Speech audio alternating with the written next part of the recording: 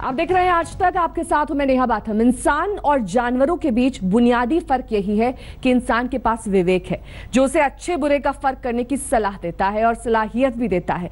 लेकिन अगर इंसान का ये विवेक ही मर जाए तो क्या होगा? होशंगाबाद का ये मामला कुछ ऐसा ही है। यहाँ सड़क हादसे का शिकार होने के बाद एक माँ और बच्चा बीच सड़क पर तड़पते रहे और लाचार पिता मदद की गुहार लगाता रहा। लेकिन जिन हाथों को मदद के लिए आगे आना चाहिए था, वही हाथ उनके दर्द, तकलीफ और तड़प का एमएमएस बनाते रहे ताकि उसे वायरल कर दिया जाए और सोशल मीडिया में लाइक्स बटोरी जा सके।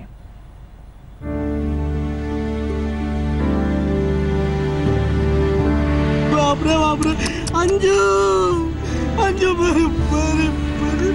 किसी की आंखों के सामने उसकी बीवी और 5 साल के मासूम बच्चे की लाश पड़ी हो और वो भी खून से लथपथ और अलग अलग टुकड़ों में, तो भला उसके दिल पर क्या गुजरती है, इस दर्द की शिद्दत का अंदाजा लगाना भी मुश्किल है।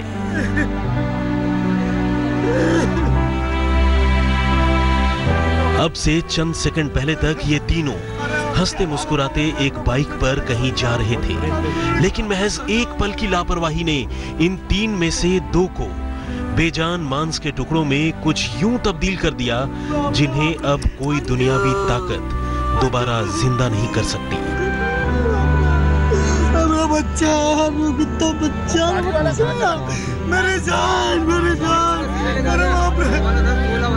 और इसी नाउम्मीदी से पैदा हुई तकलीफ और टीस अब इस हादसे में जिंदा बच गए इस शख्स का कलेजा भी मानो जीते जी निकाले दे रही है।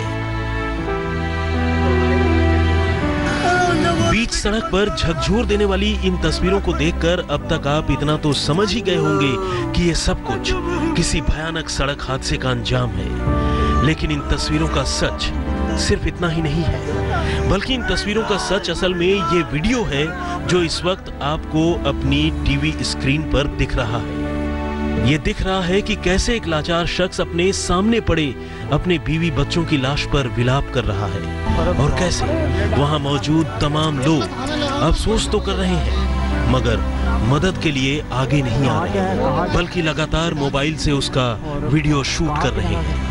क्या कौन ने मारा है? अरे केले वाली गाड़ी है, उसने मार के वो रो रहा है, चीख रहा है, सामने खड़े अपने जैसे इंसानों के साथ साथ ऊपर वाले से भी मदद और करिश्मे की फरियाद कर रहा है, मगर सब बेकार। ऊपर वाले को छोड़िए, उसके सामने खड़े तमाम लोग भी मानो बुत बन चुके हैं, अपनी अपनी इंसानी संवेदनाओं की तिलांजलि दे चुके हैं।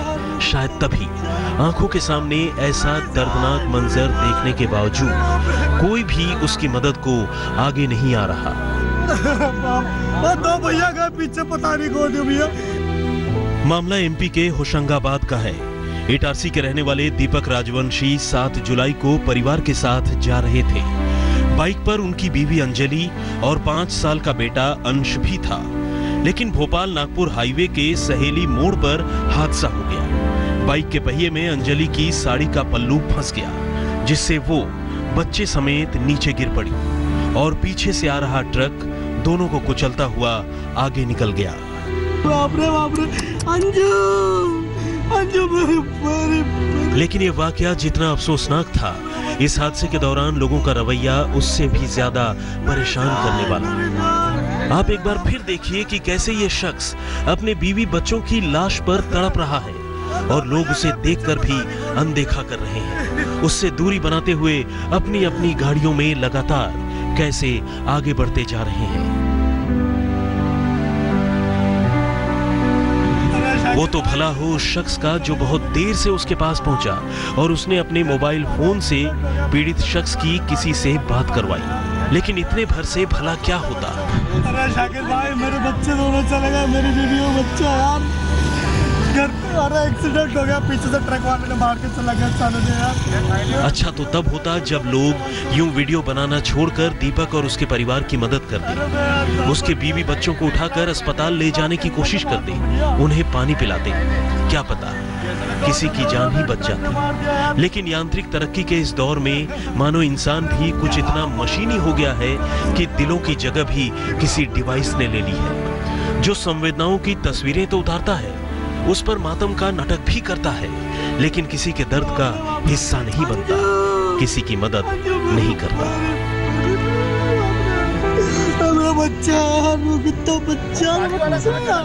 जितेंद्र वर्मा, होशंगाबाद, आज तक। अब बात है खूबसूरत और होनहार लड़की की, जो सिंगर से लेकर रेडियो जॉकी और एक्ट्रेस से लेकर एंकर तक सब कुछ थी।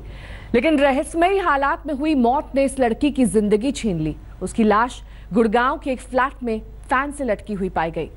सरसरी तौर पर तो असम की रहने वाली विदिशा बेजबरुआ की मौत खुदकुशी का मामला लगती है, लेकिन इसके पीछे की वजह किसी पहेली से कम नहीं है। আপোনালোক সকলোকে আন্তৰিকতাৰে আদৰিছো। ন পুৰণি শিল্পীৰ কণ্ঠৰে আমি সজাই আনিছো আজি এই শৰাই।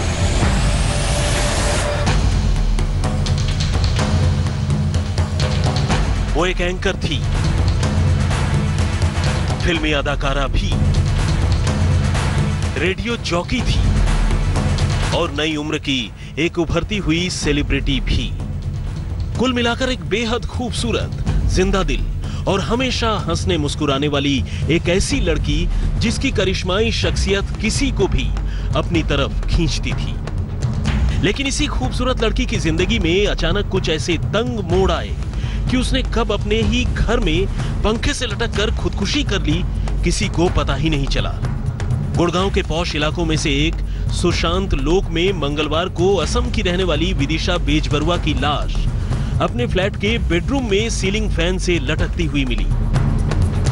उस फ्लैट में जिसमें महज 2 रोज पहले विदिशा और उसके पति निशीत झा रहने के लिए आए थे। लेकिन सबसे बड़ा सवाल यह है कि आखिर उसने ऐसा किया क्यों?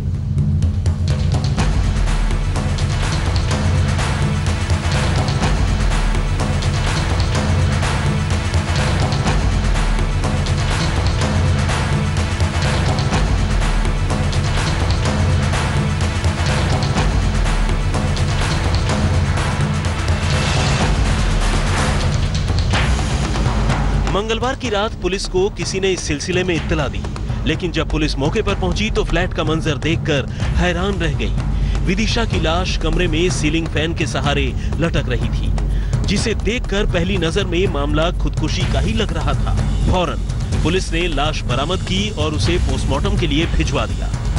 रात लोग बी ब्लॉक 91 हाउस नंबर में जो लड़की ने सुसाइड किया हुआ है, पंखे से लटकी हुई है। जैसे ही सूचना हमारे को मिली, हमारा एसएचओ साहब, हमारी जो पुलिस टीम वहाँ पे पहुंची। पहुंचने के बाद वहाँ पे जो हमारे एफएसएल टीम वहाँ बुला ली थी। दरवाज़ा ऑलरेडी फायरमैन ने तोड़ा हुआ था। जैसे वहाँ देखा तो पंखे से लड़की जो झूली हुई थी, उसका हमारा वीडियोग्राफी और फोटोग्राफी जो भी हमारी प्रोसीडिंग है वो करने के बाद हमने डेड बॉडी को उतारा। उधर जैसे जैसे मामले की जांच आगे बढ़ी, नई नई कहानियां सामने आने लगी। विदिशा के घर वालों ने पुलिस से शिकायत की है कि इस मौत के पीछे उसके पति निशीत झा का हाथ है, जो अक्सर उनकी बेटी को परेशान करता था। इशारा निशीत के कुछ रिश्तों की तरफ भी है और इसी वजह से पुलिस ने उसके पति निशीत को फिलहाल अपनी बीवी को खुदकुशी के लिए मजबूर करने के मामले में गिरफ्तार कर लिया है। दोनों की शादी साल भर पहले ही हुई थी। निशीत एक कंपनी में सेल्स मैनेजर के तौर पर काम करता है, लेकिन यह शादी इतनी जल्दी एक होनहार लड़की की मौत की वजह बन जाएगी, ये किसी ने भी नहीं सोचा था। दरअसल असम की एक्टर विदिशा की खुदकुशी मामले में उनके पिता के बयान के आधार पर इस मामले में पुलिस ने विदिशा के पति निशित को गिरफ्तार कर लिया है। पुलिस का कहना है कि शुरुआती तौर पर ऐसा लग रहा है कि मामला आत्महत्या के लिए उकसाने का है। दरअसल विदिशा के पिता ने तमाम बयान पुलिस को दिए थे, जिसके आधार पर पुलिस ने ये कार्रवाई की है। विदिशा ने कई असमिया फिल्म, सीरियल और नाटकों में तो काम किया ही, वो एक रेडियो जॉकी के तौर पर भी काफी चर्चित रही। कुल मिलाकर ऊपर से विदिशा की जिंदगी में सब कुछ खुशनुमा नजर आता था, लेकिन शायद अंदर ही अंदर वो घुट रही थी। इधर अब उसकी मौत के बाद असम के मुख्यमंत्री सर्बानंद सोनोवाल ने हरियाणा के सीएम मनोहर लाल खट्टर से इस सिलसिले में बात कर मामले की तह तक जाने की गुजारिश की है। पुलिस ने फिलहाल निशीत को बेशक गिरफ्तार कर लिया है और सरसरी तौर पर पति से हुई अनबन के बाद मामला खुदकुशी का ही लग रहा है। लेकिन सवाल यह है कि आखिर विदिशा और निशीत के बीच अनबन की वजह क्या थी? आखिर दोनों के बीच ऐसा क्या हुआ कि विदिशा को जान देनी पड़ी? विदिशा की खुदकुशी के वक्त उसका पति कहां था? और क्या मामला वही है जो अब तक समझ में आ रहा है, या फिर इसके असली राज कुछ और हैं? नीरज वशिष्ठ के साथ चिराग गोठी, गुड़गांव, आज तक। हाल ही के दिनों में कानून हाथ में लेने और अपने अपने दुश्मनों को इंसानियत की तमाम हदों से नीचे गिरकर सताने के वाक्यों में बेतहाशा इजाफा हुआ। ये तस्वीरें उसी कड़ी को आगे बढ़ाती हैं। मामला अलीगढ़ का है, जहां एक लड़के को कुछ दूसरे लड़कों ने सलीब की तरह लकड़ी से बांधकर इतना पीटा कि देखने वालों के रोंगटे खड़े हो गए। आसमान मोड़ने वाला जमीन बोल रहा है। फिर वही नफरत, फिर वही जुल्म, फिर वही एमएमएस और फिर वही करतूत। बस चेहरे नए और जगह अलग। इस वीडियो को देखिए। वीडियो में कुचली जाती इंसानियत की तस्वीरों को देखिए। आपके और हमारे जैसे इंसानों के हाथों रुस्वा होती इंसानियत का मंजर देखिए। देखकर कलेजा काट ना हो जाए तो कहिएगा, मगर इन लोगों का क्या करें जो किसी के साथ किसी भी हद तक जाने में जरा भी गुरेज नहीं करते। आज के मुख्य समाचार पिलखने में एक जहाज आया है। नफरत और सितम की ये कहानी भी यूपी की है, अलीगढ़ की, जहां एक गांव के दबंगों ने कथित तौर पर दलित समाज से आने वाले एक लड़के को न सिर्फ बुरी तरह पीटा, बल्कि बिल्कुल सलीब की तरह उसके हाथ एक लकड़ी से बांध दिए और उसे नंगा कर बेइज्जत किया। सुनसान जगह पर घंटों उस पर जुल्म ढाए। वो चीखता रहा, चिल्लाता रहा, फरियाद करता रहा, मगर उसकी हर चीख के साथ सितमगर हंसते रहे।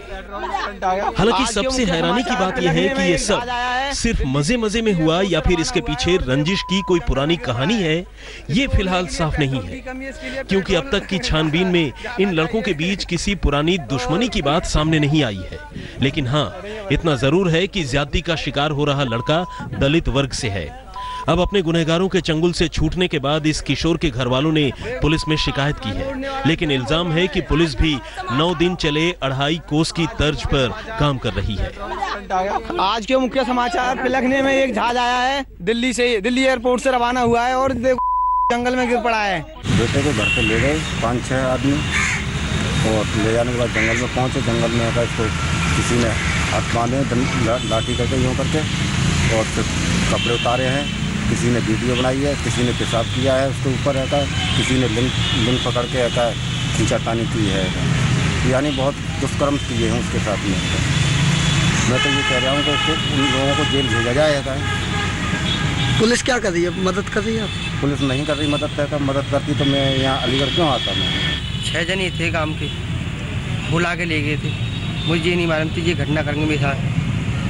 6 ने वीडियो बनाई है। क्या किया था उन्होंने? पहले तो बांधा हूँ मैं, फिर एक ने पैंट उतार दी मेरी, फिर वीडियो बनाने लग गए, फिर डंडों से मारा हूँ। तो इस तरह का वीडियो बनाया जिसमें उस बच्चे की प्रताड़ना दिखाई गई है। इसमें अपराध पंजीकृत कर लिया गया है। एक व्यक्ति लड़के की इसमें गिरफ्तारी कर ली गई है। शेष टीम की तलाश की जा रही है। एसएसपी अलीगढ़ का कहना है कि लड़के आपस में दोस्त हैं। इनमें 4 लोगों के खिलाफ मुकदमा लिखा गया है, जिनमें 2 बालिग और 2 नाबालिग हैं। पंकज सारस्वत, अलीगढ़, आज तक। इस खास पेशकश में बस इतना ही। देश और दुनिया की तमाम खबरों के लिए देखते रहिए आज तक।